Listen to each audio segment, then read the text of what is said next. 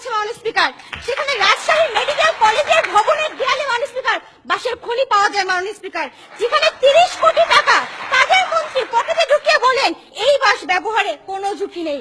মাননীয় স্পিকার, গাইবান্ধার 10 লাখ টাকার বিনিময়ে যখন স্কুলে ওয়াশ ব্লক তৈরি করা হয়েছিল, সেই ওয়াশ ব্লকের কিন্তু উন্নত মানের বাঁশের কঞ্চি ব্যবহার হয়েছিল। মাননীয় স্পিকার, আজ 2 কোটি 48 লাখ টাকা ব্যয়ে কৃষি অফিসেও বাঁশের বিশেষ ব্যবহার আমরা দেখেছি মাননীয় স্পিকার।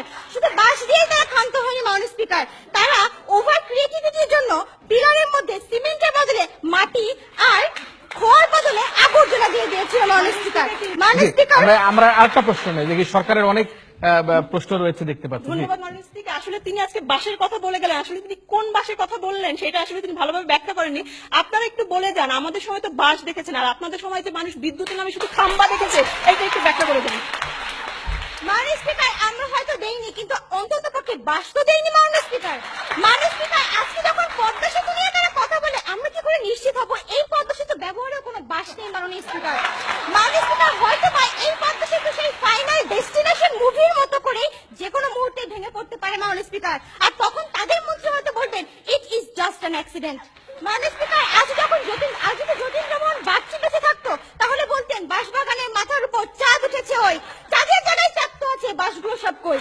মাননীয় স্পিকার, আজকে তাদের অর্থমন্ত্রী আব্দুল মাল সাহেব যখন বলেন শেয়ার মার্কেটে কোনো ইনভেস্টর নাই, সব নাকি জুয়ারি আর ফটকাবাজ, কখন বললেন মাননীয় স্পিকার? যখন লাখ লাখ বিনিয়োগকারী সবকিছু হারিয়ে নিঃস্ব আত্মহত্যা করলেন, তখন বললেন মাননীয় স্পিকার। মাসুদের ডিজিটাল ডাকাতির মাত্র যখন 1 লাখ কোটি টাকার বেশি লুট করে ফেললেন, ঠিক তখন তার মুখ থেকে এ ধরনের বলি আসলো। আজকে দ্রব্যমূল্য কমানোর ফর্মুলা তিনি দিলেন কিভাবে?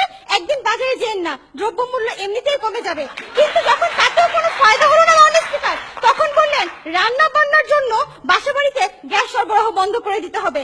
মাননীয় স্পিকার, এই হচ্ছে তাদের মন্ত্রীর অবস্থা। আজ নেপোলিয়ন যদি বেঁচে থাকতো, তাহলে তার সেই বিখ্যাত উক্তি আমাকে একটি শিক্ষিত মা দাও, আমি তোমাদের একটি শিক্ষিত জাতি দিব, হয়তো উল্টে যেত, বলতো আমাকে কিছু কাণ্ডজ্ঞানহীন মন্ত্রী দাও, আমি তোমাকে একটা মগের মূল্য দেশ উপহার দিয়ে যাবো। মাননীয় স্পিকার, এই তাদের উন্নয়নের অবস্থা কিভাবে দাবি রাখতে পারে যে আজ তারা উন্নয়নের গণতন্ত্রকে সুশাসনে জোরদার করছে? তাই কোনোভাবেই এই সংসদে এই প্রস্তাবের গ্রহণযোগ্যতা রাখে না মাননীয় স্পিকার। ধন্যবাদ মাননীয় স্পিকার। আসলে উন্নয়নের গণতন্ত্র সুশাসন জোরদার করছে কিনা সেটি নিয়ে আমরা আমাদের আজকের আলোচনায় অবতীর্ণ হয়েছি। আসলে এই সরকার যে উন্নয়নের কথা বলছে, সেই উন্নয়ন আসলে কতখানি উন্নয়ন, তার প্রশ্ন তারা রেখে যাতে এই প্রস্তাবটি